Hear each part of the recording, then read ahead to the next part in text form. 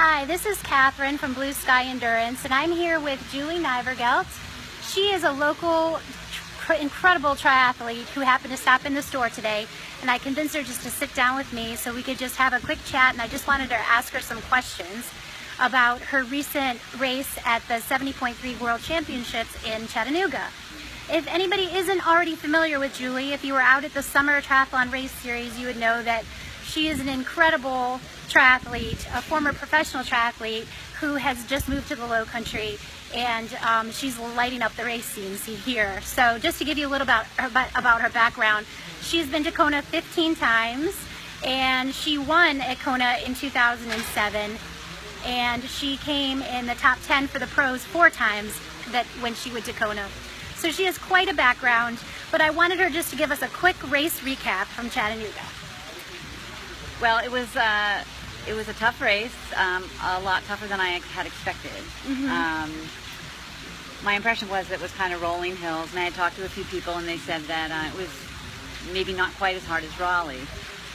So I was kind of happy to hear that, because Raleigh was hard, and I kind of wanted to really race the course. But apparently they changed the course this year, so it was a lot tougher than I had heard.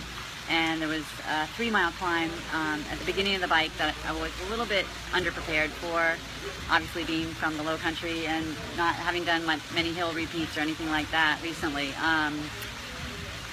But you know, I was able to figure out my gearing, and it ended up being not as bad as I thought it was going to be in terms of difficulty. But I had a good race, good solid race. My swim is always pretty reliable, and I came out of the water first in my age group. I think I swam just under 29 minutes, so I was really pretty pleased with that. I didn't feel terrific, but I felt good. Mm-hmm. So that was a good start, and then onto the bike ride was a good solid ride. I don't think anybody passed me for the first probably 8 miles of the course. And on the first climb, I felt really strong and went by a lot of people. But the middle section and the last section of the bike, I felt like I was really doing well, but sometimes you don't know in terms of your competition. I think at some point during that time, the woman who ended up winning my age group passed me. I don't remember that happening, but she must have. So I came off the bike thinking I was leading the race. I had to serve a 5-minute penalty at the end of the bike ride for a drafting infraction, which, of course, I will debate. But I took it on the chin and served my time, did my 5 minutes, and then went out onto the run course. And at that point, I think there were 3 women ahead of me. But I was fairly confident in my running, and I knew the other women in front of me were good triathletes, but I thought maybe I could run them down. So I just proceeded to kind of just chug away, and that course was also very hilly. It was a tough course, and I'm not great on the hills running to begin with, and I haven't been running hills, so that was difficult for me, but it was difficult for everybody. Mm-hmm. Even if you had been running hills, I think it was a real challenging course. The hills were steep. There were some steep downhills, so it took its toll on you. You did 2 loops. And I was getting kind of disappointed because I hadn't run any of the women down in the first loop. But then I started seeing a couple numbers like that we weren't allowed to have our numbers on the back of our legs, which I thought was kind of strange. Yeah. So you had to concentrate when people were bouncing by you to look at their arms, and you could kind of tell. And if you're competitive, you look and see how old the person is next to you. And I caught, I think, one woman probably at mile 8. And another woman at mile 9 or 10, and then I was closing in on the woman who was what I thought was in first place, and she was, and another gal passed me, Ellen Hart, who apparently has won a number of championships, and she's a terrific runner, and just went flying by me. And I was running pretty strong, I thought.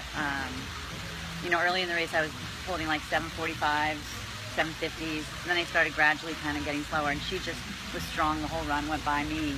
Wow. And she ended up catching the woman who was in second. Okay, so the woman I guess I was in second or third place. So she caught the woman in second. Didn't manage to catch the first woman. She was way ahead off the bike. And so it was very close in the top, I'd say top 4 women. Yeah, in fifth Wow. place was maybe a couple. So it was very, it was a great world championship race. It was very competitive, and I think that it was the same way for all the age groups and the pros. Real tight races and great competition, people from all over the world, and Wow. it was quite a scene. I hadn't done a 70.3 world championship ever, so it was Really? new for me too. They didn't have them when I was racing pro. I mean, it was sort of like, I think, just starting out. It was starting to be a thing back in the I would say late 90s maybe they started that, and that's kind of when I was sort of phasing out of the sport. So it was as big, or if not bigger than Kona in terms of the number of people that did the race. There were 1,700 women. Wow. And I think 1,900 men. And so I don't think I've ever, Hawaii can be congested. But as a pro, I raced in big races, but you don't have that many people that you're racing with. Mm-hmm. So for me, that was a huge kind of adjustment and like wow factor, because you're out there with all these other people and you don't know quite where to be or what to do. Particularly for me on the bike, I was caught in a bad place at a bad time with some people, because after the initial 50 miles of the bike are mostly hilly, and it's impossible to draft. But then you funnel onto a highway the last 5 miles, mm-hmm. and everybody kind of comes a little bit in together and kind of moving around and positioning, and that's when I got called for the drafting penalty, and I was just not in a good place when the official came by. That's a bummer. Yeah. So, but it was exciting. You learn something new every time you race, and I definitely learned that, I have to really pay attention to my surroundings, mm-hmm. On the bike when it's that crowded, for sure. Yeah. And same with the run was really confusing for me, because, it's a 2-loop course, so you're passing people and people are passing you, and at some point you just give up and you lose track of kind of where you are. Yeah. But it was exciting and fun and hard, but I'm really pleased with 4th. Great. Well, congratulations. Yeah, thank you. So I just want to ask some questions. I always like to get into people's heads a little bit, especially masters athletes, to kind of see what is that thing that they're doing to create their longevity in the sport, keeping them healthy and strong, not injured and sidelined as they get older, especially when you're competing as you get older. So if I could ask you, what is the one thing that you do every single day, pretty much religiously, that you think is a contributor to your longevity in the sport?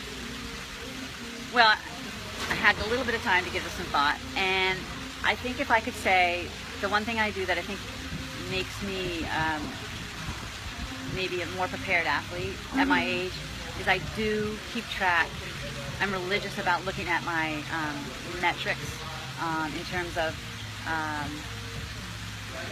my performance and my heart rate, and I kind of overlay that with how I feel, and I make judgment calls on my training for the next day or the next week based on how I'm responding to my workouts.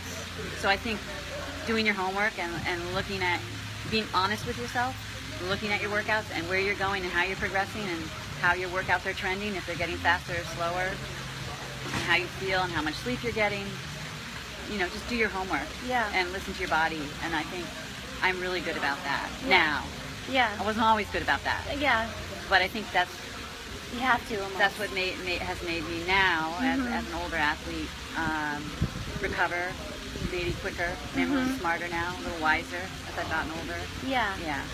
So speaking of wisdom and getting older, if you could give one piece of advice to your 20-year-old self, what would it be?